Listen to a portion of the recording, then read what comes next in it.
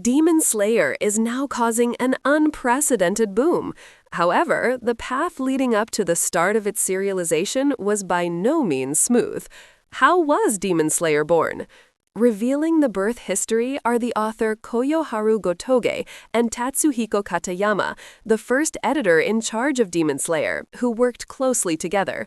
What are the behind-the-scenes stories that only Katayama, who has been in charge of popular weekly Shonen Jump titles such as Black Clover and Jujutsu Kaisen, knows?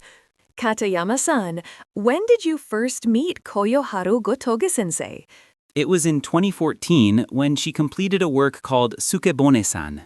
Counting from her debut work, Kagarigari, which won an honorable mention at the 70th Jump Treasure Newcomer Manga Award, that was her third work, right? Yes. At the time of Kagarigari, another editor was in charge, but when he became deputy editor-in-chief, I took over as her editor. Kagarigari is the work that became the predecessor of Demon Slayer, right? Gotouge-sensei said that she thought it probably won't make it and was going to discard it. But her family encouraged her, saying, if you're going to send it somewhere, why not send it to your favorite magazine? So she submitted it to Jump for the first time. Katayama-san, what was your impression when you read Kagarigari? To be honest, I thought the content was hard to understand. When I read it the first time, I didn't really get how interesting it was. But on the second read, I noticed the skillful structure and setup.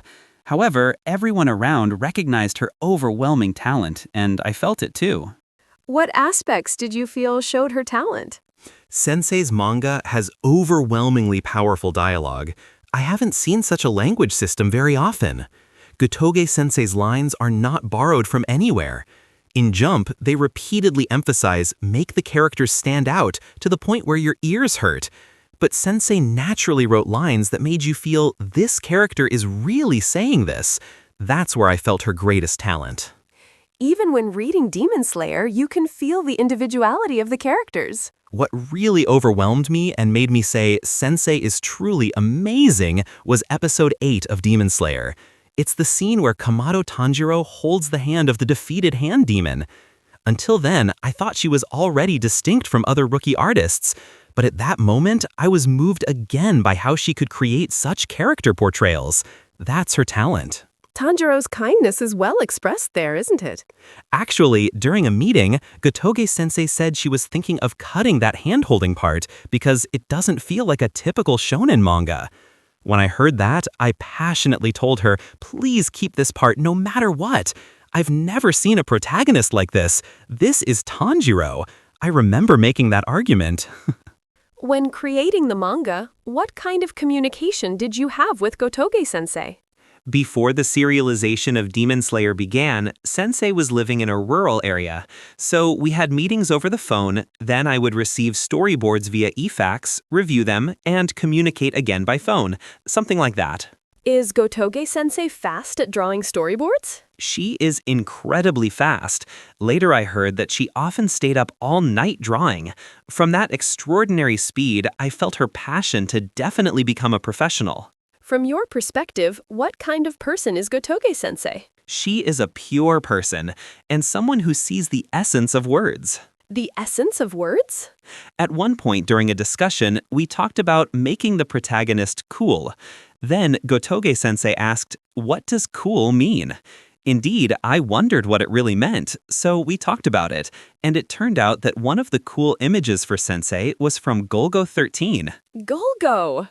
The story behind that was something she learned from a certain manga, where a cat that was run over and died was seen by everyone with disgust, thinking it was gross, but Golgo was a man who could carry it without caring about the dirt. In other words, it's about self-sacrifice. That was the first time we could share a common understanding between us. That's interesting. To avoid any misunderstanding, I should say that Gotouge-sensei is by no means nitpicking when asking me. She just wants to know the truth of things. Casual conversation doesn't work with her, and if she doesn't understand something, she asks me directly without embarrassment.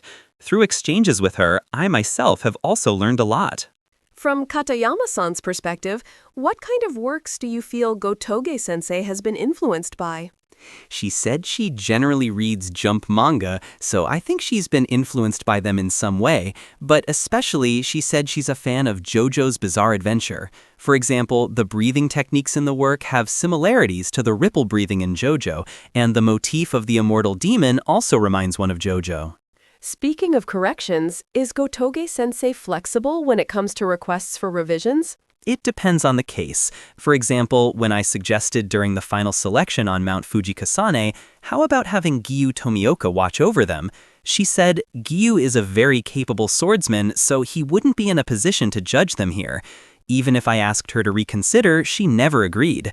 In the first place, I thought the training episode for joining the DemonSlayer Corps was a bit weak as a hook at the beginning, so I consulted her about possibly shortening it a bit. At that time, she said, I don't think an ordinary person can become that strong so quickly, and she never changed her conviction.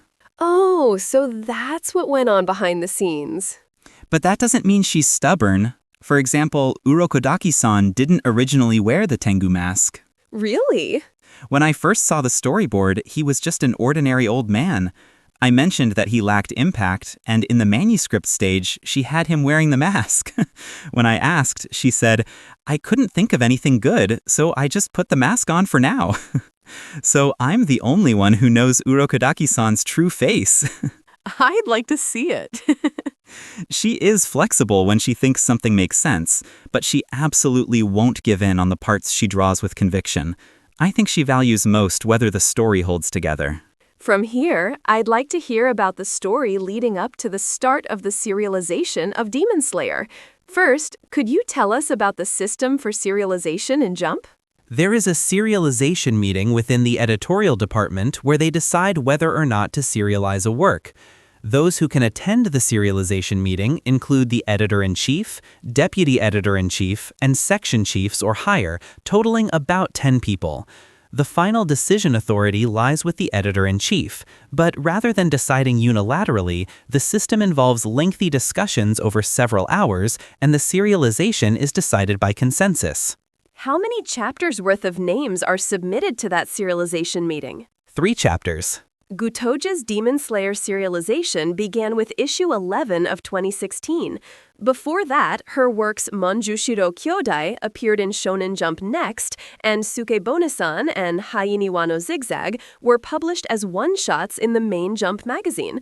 How was the reader response? It wasn't bad, but they wanted a bit more popularity.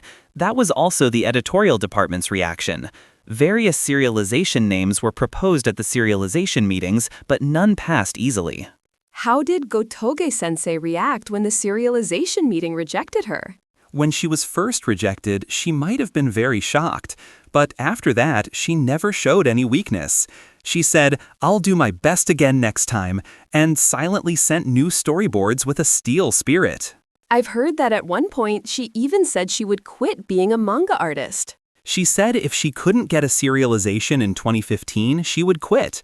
Gotouge-sensei is someone born to be a creator, so she was anxious to make storyboards that would definitely pass the serialization meeting. But the serialization names Hainiwa no Zigzag and Donsu Kazaguruma were consecutively rejected, and there was no room left. At that point, Sensei returned to the issues she felt when reading Kagarigari. What do you mean? Gotouge-sensei is a universally recognized talent. Because of that, she tried to make use of her unique style, but it leaned too much toward a niche direction. She thought that while some people liked it, it might not appeal to everyone. Sensei's dialogue power is overwhelming, and she is skilled at depicting the emotions of characters. However, the target readers of Jump are elementary, middle, and high school students. I have also been in charge of Black Clover, and I came to think that it is important that elementary to high school students can read and understand the work. So what did Katayama-san do from there? I asked advice from senior colleagues around me anyway. What came up was the topic of motifs. Motifs? They said it's hard to understand unless you use elements that everyone knows. For example, One Piece uses pirates, Naruto uses ninjas and school life. All the past hit works create something new using elements everyone knows. Seniors told me that Gotouge-sensei needed something like that. However, finding a new motif is quite difficult. When I was troubled, I remembered that she had kagarigari. Kagarigari is a story about vampires that everyone knows, and it also has easy-to-understand motifs like the Taisho era and swords. I thought this might work. What did Gotouge-sensei do when you made that suggestion? She said, let's try it, and immediately got to work. I actually remembered Kagarigari because of the story about My Hero Academia. Heroica originated from a one-shot manga called Boku no Hero that Horikoshi-sensei published the year after his debut. It's a well-known story, but I thought that when an artist is lost, it's important to return to their origins. What was born from that was Kisatsu no Nagare, the predecessor to DemonSlayer, but unfortunately it was rejected at the serialization meeting. The protagonist was blind, had one arm, and prosthetic legs, and the official fanbook said the reason for rejection was the severity of the worldview and the protagonist's taciturn nature. Yes, that's right. However, it was recognized to some extent for being easier to read and for its worldview. The issue was the protagonist's character. Then I received advice from the senior again. What kind of advice was that? According to that senior's personal opinion, although Hunter x Hunter has many unusual characters, the protagonist, Gon Freakus, is an ordinary person. That's why readers can easily empathize. And with Gon at the center, the appeal of the other characters is enhanced. Gotouge-sensei is the same. Placing an ordinary person at the center and surrounding them with abnormal characters would be just right. That's how Tanjiro was born. Please tell me more about that story. Actually, the character Tanjiro was originally in the sensei's mind. However, he was considered a supporting character. Really? After the serialization storyboard was rejected, there was talk of changing the protagonist to another person, and I asked, isn't there a more ordinary kid in this work? Then the story began.